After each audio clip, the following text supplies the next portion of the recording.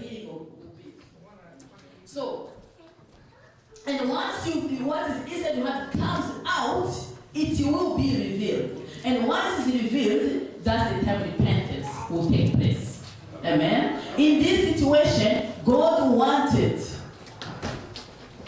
David to bring out what was inside him so that it can be revealed. And once it's revealed, it's condemned. That's what the Bible says. What is revealed is condemned. Amen? So, Joab, in verse 3, you see that Joab told David, even though God have incited him to go and do the count, it looks like David received the authorization, right? But at the same time, God sent an angel down the road. In verse 3, that was Joab to tell him, you don't need to go and do the count of Israel. Just pray for God to increase it. Whatever you have, pray for God to increase it 100 times. But don't do the count. Don't take that census. You can see now how God works in this situation. First, he made him to go and do it. So David acted as, oh yes, I get the authorization to go and do it. But yet, it's what was inside his heart. At the same time, God sent an angel down the road. And when God said, no, why should you do this? But David did not have the wisdom. But because it's something that was sitting inside here, was like, oh yeah, I got to go ahead, I'm going to do it. David went ahead and sent Joab and his commander to go to do the census. They went, because Joab had no other soldier than obeying. Because David is the king, you have to obey. But he told him, you shouldn't have done this. You can't do this one. Why do you have to do the count? Just count of God. 100 times he can multiply it. You don't have to go and count on your own. But David rejected. Amen? Amen. So we see in here, we see the sin of pride that was inside David. He had the sin of pride inside him. If he didn't have a pride, he would take the time to listen. Amen? So a sin of pride when it's within you is something that you can never know. All we do is me. We can never know we are sinning. We think it's like it's self-confidence. We think that's something wrong. But God can see it in another way. And the sin of pride is most of the time in the children of God. Amen? So that thing was inside David. So this pride affected David in two ways. So he had the problem of conceit. So he conceived himself as a greater man. So he wanted to go and do the count to show how many fighting men he had. You know? He knew he was a great man. How this man, they went to do the counting. Why do you have to count? And that person said, just ask God, if you have sent me, just multiply the count and let me do it. David wanted to get the credit, not God getting the credit. Because if he was going just to pray, and they go and fight, and they win the battle, God will get the credit. David did not want that. He wanted to show that I can fix it all by myself. That's what my girls always say. I can do it, ma'am. I can do it all by myself. They will be like, okay. And I look at my daughter, will be like, oh, you cannot put this shirt on. I can do it, ma'am. I can do it all by myself. By the time we go to find out, the head is in the head, the head is in the hand in the head, and it's screwed up. And then, oh, I can't do it. I can't do it. It becomes a mess. Yeah? That's what happened in the side of David. Amen? So another thing that we can see here, he wanted to be the one earning the credit after the battle, not God. That's the reason why he did not want to say, like, just go and count. I know my men that I have. It's another sin of pride of confidence. Sometimes when we are overconfident, it becomes a pride, whereby it's preventing us to see the glory of God. So he believed too much in his own strength. And he feels that by showing the number of the army that he has, everybody will be intimidated. Nobody will be able to go in and fight against him. No. So David here, he depended on his own human power rather than depending on God. We have to be careful in the way we act. Sometimes we children of God, you know the Bible have a lot of passages. Sometimes we take a passages in the Bible, we walk with it, and we sin with it. Oh, the Lord says, well, the Lord spoke to me, I can do this. You sin with the word of God holding it. Why? Because you felt the wisdom to go deeper and see what that word of God. Because if you look at here, it seems like God sent him. But at the same time, God sent somebody. God allowed things that's inside us to come out. Sometimes we should think twice. Before we can blame on the devil, we have to think about our situation twice. Is God speaking here? What is going on? And choose the choice that gives glory to God. In this situation, if he was going to choose to say, let me depend on God, that would be the best choices. Because you are showing God that you are depending on him. Amen. Do you see how children of God sometimes will become blind? If he had the wisdom here, because what Joab had offered, don't count. Just pray so that the Lord can multiply you out 100 times. Right? That's the wisdom. All you need to do as children of God, you know what? This thing that this man is telling me, if it is not successful, it won't cause me any harm. Let me depend on God. And if it doesn't work, that's going to be God's business. I'm going to be on my knees and pray 100 times. Amen? So we need some time to sit down and allow, and just take it easy. Take it easy and allow God to flow in your life. Take it easy and allow the Spirit of God to lead you. Take it easy, allow God to take control of your situation. There are some times where you think like, I have to help God here. God cannot do it. I need to do it. In this situation, David wanted to help God. Why the angel came to say, you don't need to go to do all this work. Just go down on your knees. That was the easiest. I just want to wake up your conscience. Whenever God speaks to you, it's easy. It's a short process. It's a short process. But most of the time, when you want to help God, you find out that you are going a long process. And that in that long process, you end up in the ditch. Amen? We need to be able to be careful so that the pride is not taking over us. Amen? So, we need to be careful not to rely on our own strength. So this sin was never apparent to David until he was finished counting the whole Israeli people. It took 9 months and 20 days for the results to come. But before that, David still did not realize that he has done wrong. He thought he had just done what he's supposed to do. Once the people came back and gave a report to say there's 1.3 million that's there, David knew his pride. He felt guilty, if you read the verse 10. And he asked God to forgive him. He prayed, God, forgive me, I've done foolish stuff. Here he acknowledged his weaknesses. He acknowledged the sin that he has done. And he fell on his knees to ask for forgiveness. Most of the time we do fail to acknowledge our mistake. We just boast ourselves other than acknowledging when we have done wrong.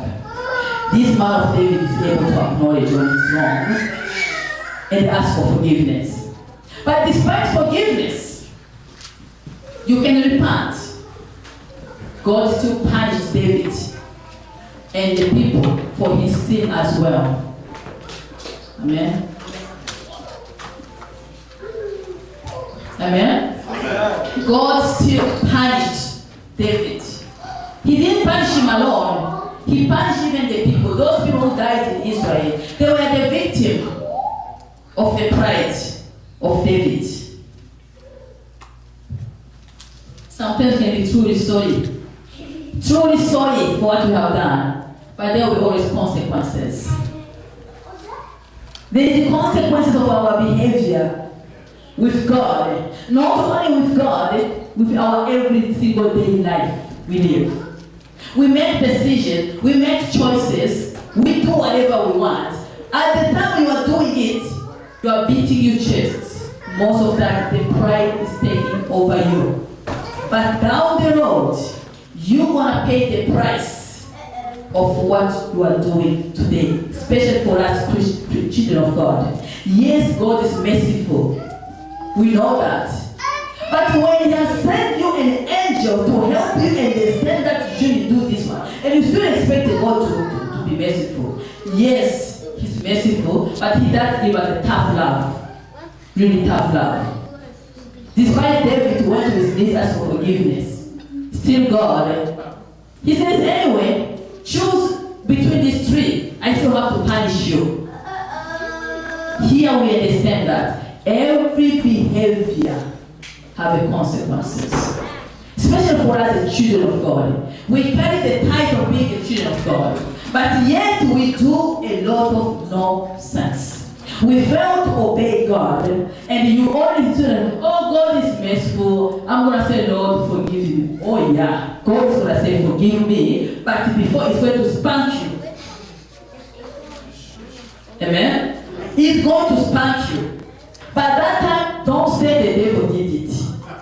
Don't say the devil did it. You are just taking responsibility, consequences of your behavior. When we are children of God, sometimes you do say, oh, those people are pagans, but they are living a good life. But me, I'm suffering. Why do we suffer? Because we are children of God, but we fail to listen to God. The suffering you see has nothing to do with God hurting you, has nothing to do with God not hearing you, has something to do with God giving you tough love. Yeah? In this situation, we're going to see, so when David, the prophet came and gave these three choices, they have to choose what have to be punished. There were 3 years of famine, 3 years of running away from the enemy, and 3 years of plague. 3 days. It seems like David said, I would rather fall in the hand of God, because the God is merciful. He chooses to not be for the enemy to run after him, because the enemy, when they catch him, is done. Do you understand? That's why I said the power of trusted relationship. When you have a trusted relationship with God, it doesn't matter what is we're going through, you still fall behind God. In this situation, David said, I'm not going to choose to run 3 months. My enemy, if they catch me, I'm dead. But God is still merciful. I'm going to choose these 3 days. So that at least I will be punished under God, not under my enemy, not under the family. But God will have the hand over me. Amen. We need to be careful when the things comes on. That's why, instead of rushing or losing hope, just take it as a spank from God. And then continue to be faithful to Him. Because most of people, when they go to spank us, they decide to go to alley. I can do it on my own. I don't need to go to church anymore. I don't need to pray anymore. I don't need to do these things anymore. Because, God does not exist. Whenever we are disappointed, our disappointment does not change who God is. In fact, God wants to see you in your disappointment time. Amen? Because when everything is shining, it's easy to say, oh my God, God is one. It's easy to say that. Everything is good anyway, right? You are blessed, Everything is alright. But God wants to see you when all the pieces are broken down in your life. How are you going to still come back to Him? Amen? Here David said, okay, I would rather be punished by God, because God Himself is merciful. I don't want to fall in the hand of my enemies. So David, when he saw the people dying, and he asked God to punish him and his household, his family. He took the responsibility. And he said, why my people are dying? I am the one who have done wrong. These people have done nothing. How often do we take responsibility of our action? Most of the time we want other people to pay the price on our behalf. Amen? But David here, he did not want the people to continue to die for what he has done. And he said, God, if you have to punish me, can you please punish me and my own family? And then rescue these people. There is always, we need to be ready to take the responsibility of our behavior. We need to know the consequences of our behavior is always, we have to be ready to take it. There are consequences in so many ways. You can do something wherever you find yourself you're standing on your own. What did I do wrong? We have to take the consequences of our own behavior and know that. Other than blaming it to somebody, David here is a man who was able to tell God, I did it. If you have to kill me, I did it. How many of us are able to say, God, I know I've done wrong? Most of us, we like to appear as if we are angels. But God knows us in our private time. In our private time. Because God, we pray, is not the God of the open. It's the God of our private. What we do in our private time, yet we are fooling the people of God, that's when God sent an angel. Make yourself do foolish. Like foolish things like, and then we're like, is it me who did this one? Yes, it's not the devil. God wanted that things to come out. If people used to think that clothing is like this, they will know the real picture of who I am. Then I'll get the help. The intention of God is not to destroy you. It's to get what is inside you, come out, so you can receive your deliverance in that area. Amen? It's not to destroy you, it's not to make you ashamed, but what is your attitude now? When the things comes out, what is your attitude? Are you going to have a humbled attitude? Or you're going to be like, oh, everybody now, they know me as this. No, I'm not. What's going to be your attitude? Are you going to say, we need to be able to acknowledge we are sinners? We sin inside without knowing. When it comes out, just seek for help. Don't blame it to the devil. Know that God will want to help you. And when God cannot help you unless you decide to be humbled and to receive the help. Amen? Another thing that we see here. So instead of just stopping to praise God, he said, what am I going to do? We are going to see where David, at the end of the day, God said the same. The same prophet that he sent to give a bad news, what I call a bad news, chose this punishment. He sent the same prophet to come and tell him that he's going to build an altar for the Lord. Amen? We need to be alert. You are not going to see God coming like this. God is going to come through the people. People surrounding you are not the accident. They are there for a reason. You need to take care, to pay attention to everything that I tell you. I remember when I came to Canada. Today I'm who I am because everybody that came around me, you know when you come with a newcomer, they'll be telling you, oh, you have children, or you're a single mother, oh, you don't have to wait. No, don't worry about it. You just, you are not going to make more money than they're giving you anyway. So many advice. Come this and say, you know what? Go take a healthcare aid course. It's the best course you can take. It's the best one. The job is going to be there right away.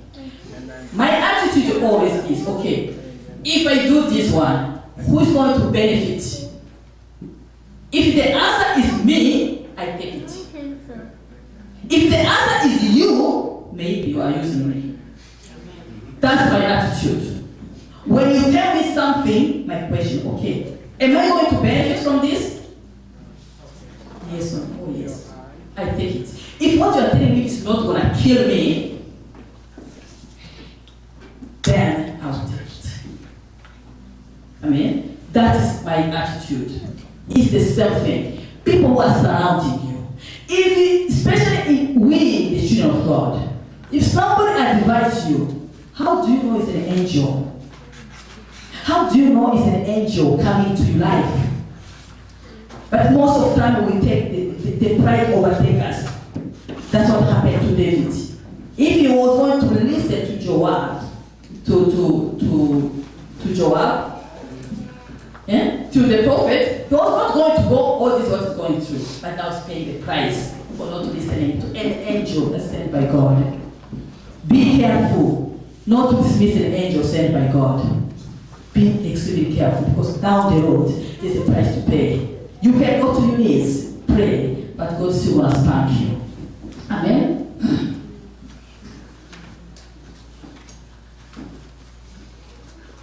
We will see down the road. When David got the opportunity now, the same prophet came and they say, the Lord has sent me. He wants you to build an altar here. David jumped as an opportunity. Amen? He jumped as an opportunity. Did God ask me? Really? Did he ask me to build these things for him? Oh my God, I'm going to do it. Amen? You know, how do we rebuild our relationship when it's broken? God could see, David could realize that the relationship between him and God was broken. And that is already expanding.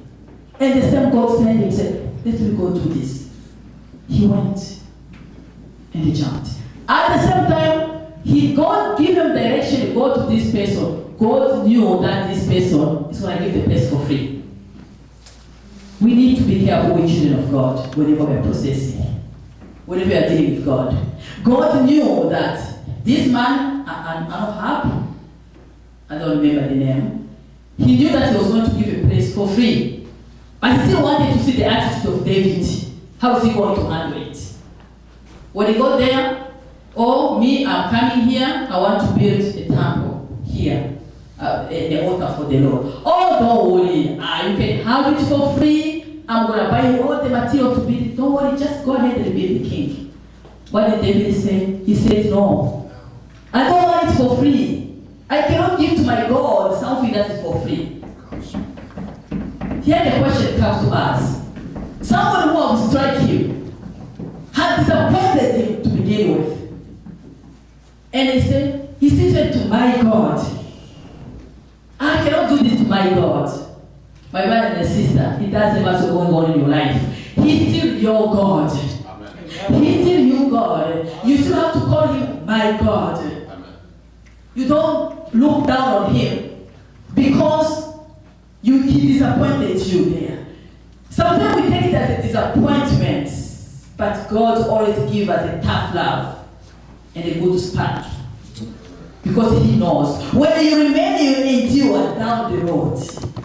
That's where your crown is. How do you behave? Let's see our everyday life. When you spank your child, and the next time he comes, he gives you this look. We have seen children, you know, we spank them because we love them. They have done wrong, we want them to come right. They are those children, they will take an attitude, they don't want to talk to you. They don't want to talk to you because you have done this to it. You know what happened? You turn around for 2 days, you end up, Mom, can I have this? You have no other way to go. You still want to go to your parents. We want us to understand. It doesn't matter what's going on. We have no other place to go. When all the pieces are broken around, we have no place to go. When you have no food to eat, you have no place to go. When they have kicked you out of job, when you cannot pay bills, you have no other place to go. You still have to go there to God. If you try to help him, you're gonna go start selling those things they sell here, or those what I mean. You must start to do things that's wrong because you feel like God has failed you. Now you wanna help him. You wanna help him? Go ahead and help him. Down the road. It's not nothing too long to realize that you made a wrong decision. So, David will not receive the place for free. A sign of him taking responsibility. A sign of brokenness that will remove pride from him. He has a pride to begin with. He was broken. God himself can break us. Before you are broken, you can never save God. That's what you need to know. You can never save God before you are broken. If you want I, me, they talk me, guy, you never want to save God. When you save God, you need to be broken and on your feet. So here David was broken already. And that the pride was out of him. Pride is something that separates us from God in the first place. Pride is selfish. Pride stops us from seeing who we are for real. We need to pray God to help us not to be pride. Another thing that he did after building the altar, he prayed until the fire comes down. Amen. We need to know whatever is going on in our life, whatever God can't do like in our life. Because we expected that God is supposed to do everything for us, God was children of God. But whatever is not going right, it is just there. It doesn't change who God is. We still have to be humbled and to do God's will.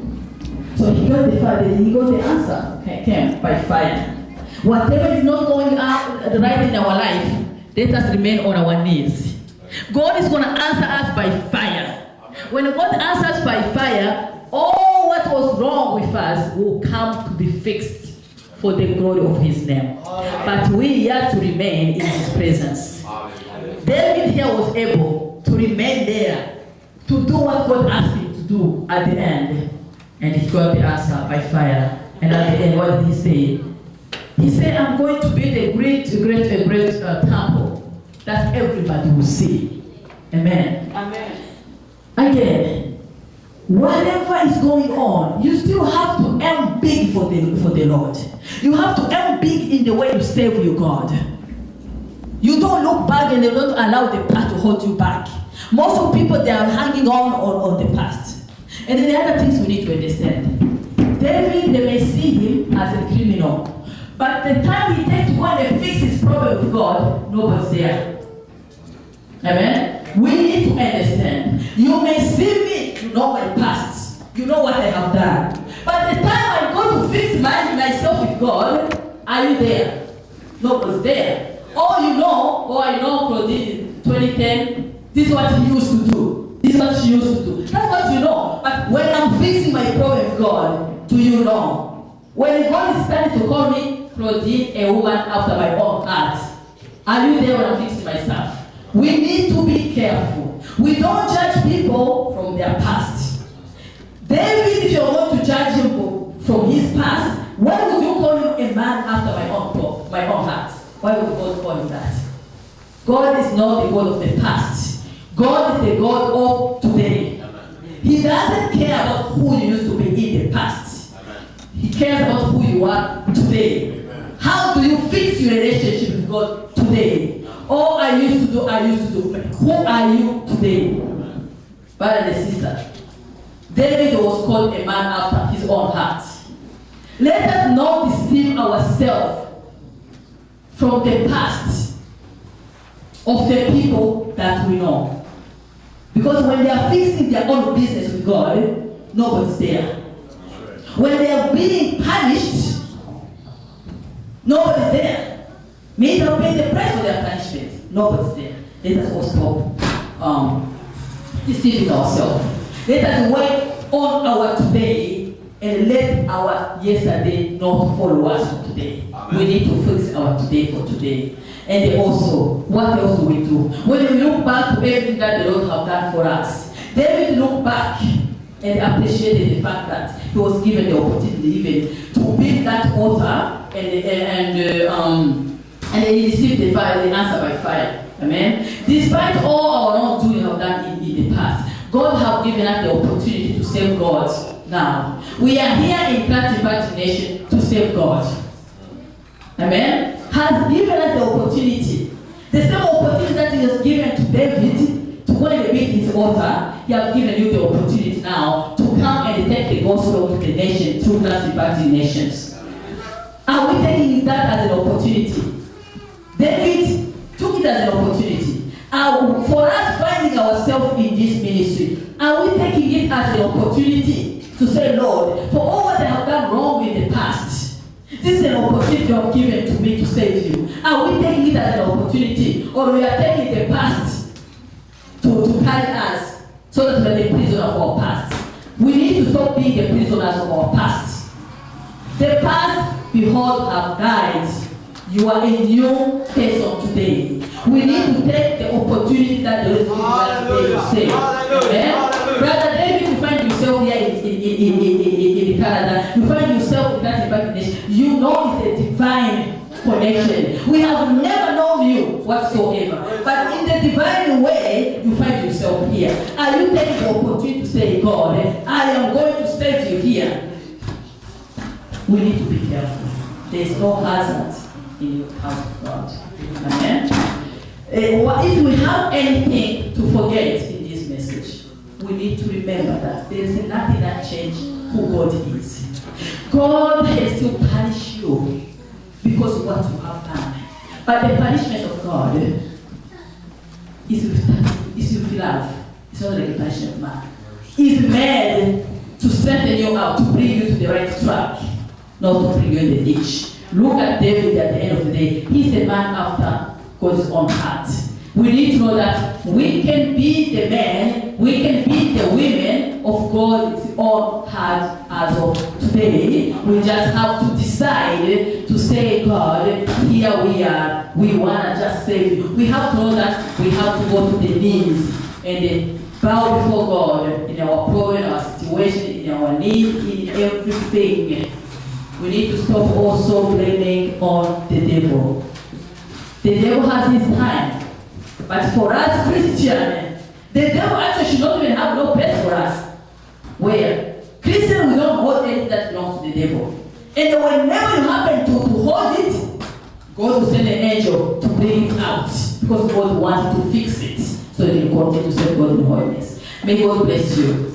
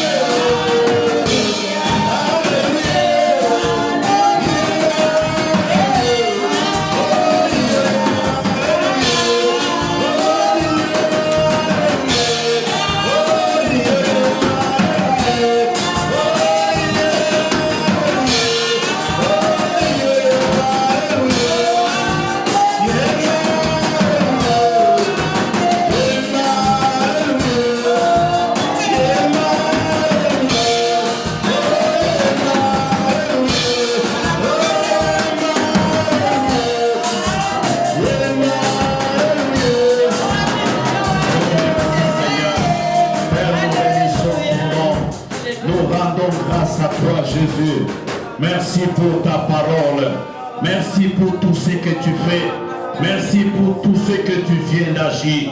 Père, nous recommandons cet en toi. Laisse que cette parole, Papa, nous réconforte, nous restaure et change notre destinée. Que ce matin, Papa, quand on sortira en ces lieux, que notre relation avec toi soit réellement établie, puisse avoir un fondement positif. Père, laisse que ce matin, Papa, quand on sortira de ces lieux, Père, que nous puissions être des créatures nouvelles auprès de ta présence. Père, merci pour l'évangile, merci pour la parole Merci pour la prédication. Merci Seigneur pour la restauration de nos relations avec toi. Bénis ma sœur, bénis mon frère, bénis tout ce que nous allons manger et boire. Bénis aussi nos travail, bénis aussi nos foyers, bénis aussi nos couples, bénis nos enfants, bénis nos familles, bénis tout ce qu'on va entreprendre. Au nom de l'Éternel, nous bénissons ton nom. Que Jéhovah Jireh, Yoshua Mashiach, Père et tu es Dieu, sois élevé à jamais. Je te rends grâce pour ta présence. Merci pour l'onction que tu verses ce matin. Que cette onction accompagne ton peuple, accompagne le travail, accompagne leur famille, accompagne leur vie, afin que tout ce qu'ils vont faire et entreprendre puisse avoir des succès et des résultats positifs. Au nom de Jésus de Nazareth, le Créateur des cieux ainsi que de la terre. Merci Seigneur. Merci Jésus.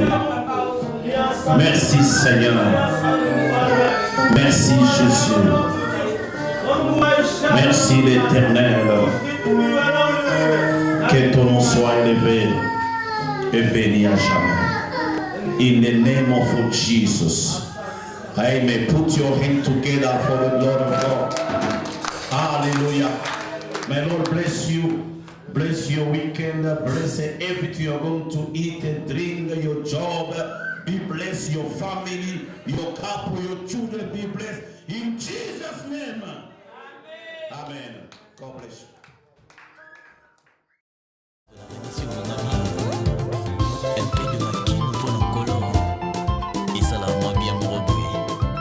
David a compris la race éclair, le seul roi qui dansait pour Dieu.